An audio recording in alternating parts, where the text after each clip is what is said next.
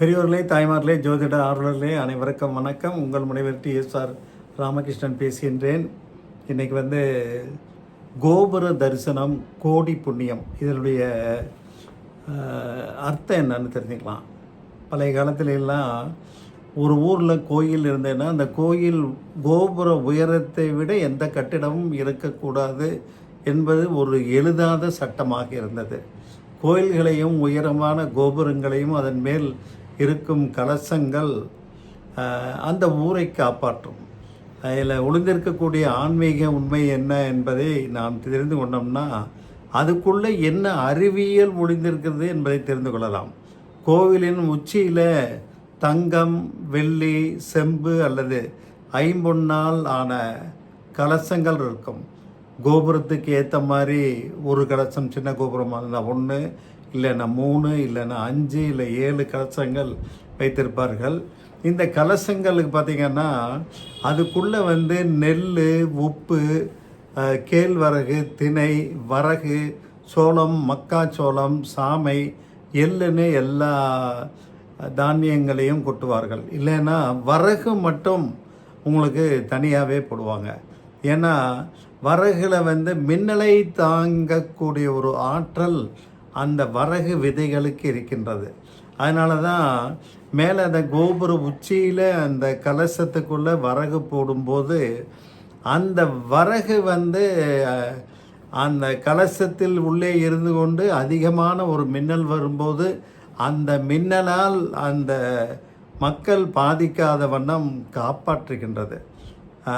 12 வருஷத்துக்கு ஒரு முறை குடமுழுக்கு விழாங்கிற பேரில் கலசங்களை மாற்றுவாங்க. இல்லை கலசங்களை எல்லாம் எடுத்து பழைய தானியங்கள் அந்த வரகு விதைகள் எல்லாம் நீக்கி வேறு தானியங்கள் போட்டு குடமுழுக்கு விழா கொண்டாடி கொண்டிருந்தார்கள்.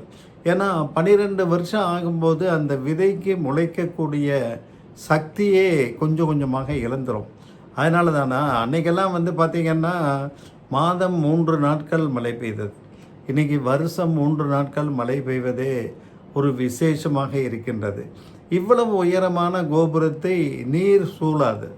ஆனால் எப்படி அந்த தானியம் கெட்டு போயிடும், அந்த தானியத்தை விதைக்கலாமே அப்படிங்கிற ஒரு எண்ணம் எல்லோர் மத்தியிலும் தோன்றும்.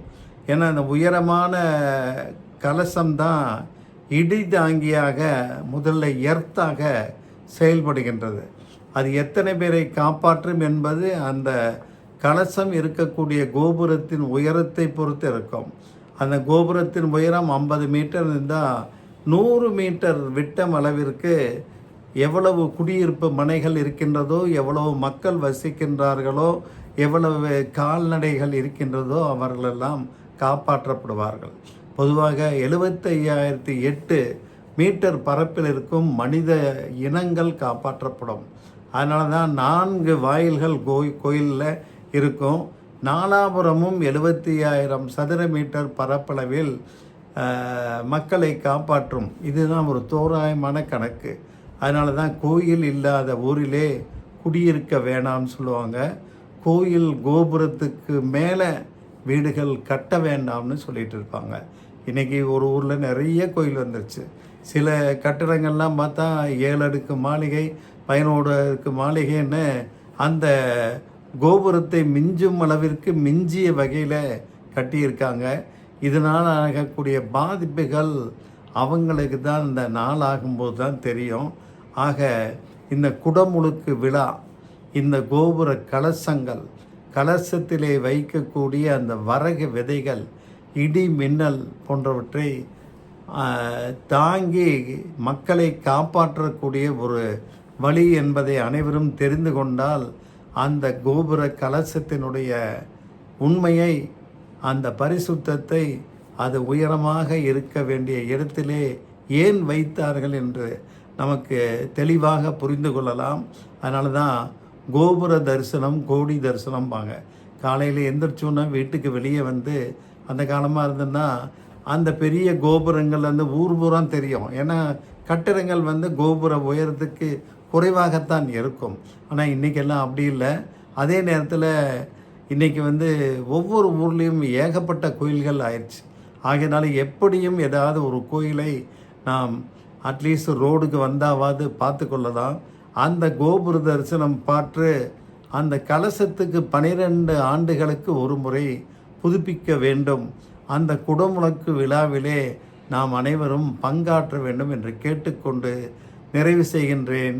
நன்றி, வணக்கம்.